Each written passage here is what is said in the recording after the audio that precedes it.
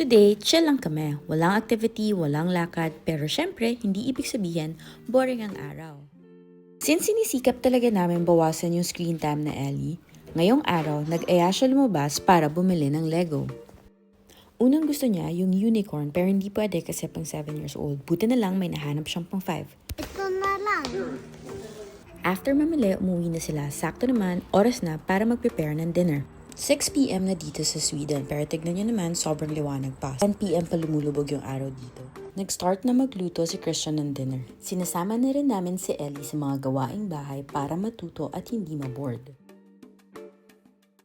Minsan, nagtatanong pa yan kung pwede siyang tumulong. Tulungan na ako. Mamaya, tulungan mo ako maglinis. Like, tulungan now. Pero syempre, pag napansin niyang hindi siya gaano nakakatulong, naglalaro at balik siya sa toys niya. I will build this now. Since may bago siyang Lego, yun ang pinagkaabalahan niya today. Sinusunod talaga namin yung age recommendation ng mga laruan, kaya hinahayaan namin siyang mag-build mag-isa dito. Pag nalilito siya or nahihirapan, nandito lang kami para tumulong. Dito, tinutulungan ko siya mag-sort by color. Naayos ako ng color. Ready to build na po. I will follow this first. And then after, I will follow this. Let's build na po.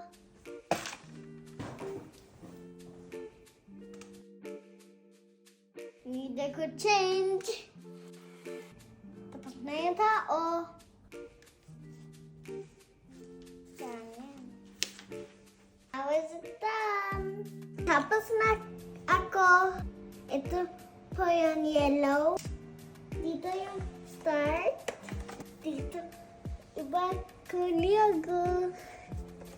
At sa wakas, natapos niya na ang lahat. At ayun, pagkatapos niya mabuo yung Lego, ready na rin kami for dinner. Yeah. Kain po tayo. Kaya yun ang chill bonding namin today. Simple pero sweet. Thanks for watching and see you on our next kwento.